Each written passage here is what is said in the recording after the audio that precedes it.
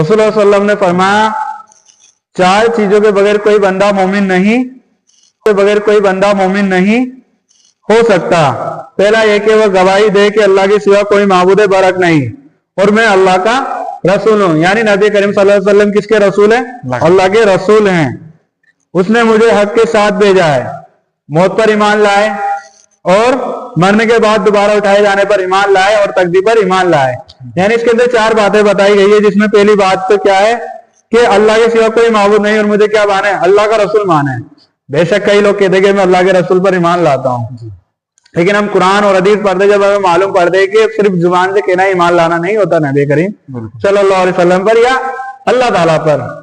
साफ बता दिया कि मोमिन लोग तो वो हैं जो कि नमाजें पढ़ते हैं, जो रोजे रखते हैं, जो दीन के पूरे कामों को अंजाम देते हैं, हर चीज के अंदर दीन को देखते हैं, चाहे वो कारोबारी के एतबार से हो, चाहे पारिवारिक के एतबार से हो, या फिर सामाजिक एतबार से, लोगों के अंदर भलाई करने के एतबार से, उसमें भी क्या देखा जाए? अल्लाह और उसके रसूल की इताअत की जाए, जब तो वो ईमान वाला है ना। फिर मौत पर ईमान लाया, यानी मरने के बाद अल्लाह ताला के सामने जवाब भी देना, क्योंकि हम जानते हैं कि कई शख्स मरने के बाद पर ईमान लाने की तो बात कहते हैं, लेकिन ईमान लाने का मतलब ये होता है कि मरने के बाद जो अल्लाह ताला हिसाब और किताब लेगा, यानी जो अल्लाह के नाफरमान बंदे जो अल्लाह के ना नहीं मानते उनको जहन्नम में डालेगा, और जो अल्लाह की फरमाबरदारी करते हैं उन लोगों को अल्लाह ताला क्या करेगा? जन्नत में डालेगा। इसके अंदर ये बताया गया है। यानी जिस शख्स के अंदर मौत के बाद, मरने के बाद का डर ही नहीं होगा तो वो क्या अमल करेगा? अगर उसके दिल में अल्लाह को जवाब देना, इसका अगर डर बैठ जाएगा बंदे के दिल के अंदर, तो वो क्या करेगा?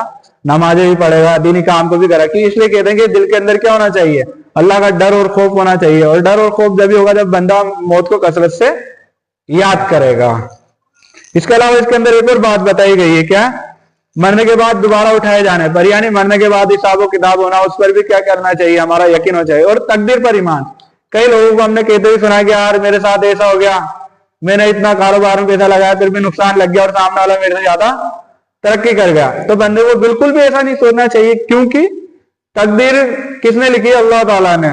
इसलिए तकदीर के बारे में बिल्कुल भी शक नहीं होना चाहिए। सिर्फ बंदा कोशिश करता रहे, मेहनत करता रहे, उसके बाद जो भी रिजल्ट आएगा उस पर अजर और सवाब मिलता है। अगर बंदा नियत ये नहीं रख करके अगर ये शक वाली बात करेगा तो ये भी हो सकता है कि वो ईमान से खारिज हो जाए, क्योंकि इस्लाम के अंदर तकदीर में शक की बिल्कुल भी गुंजाइश नहीं है।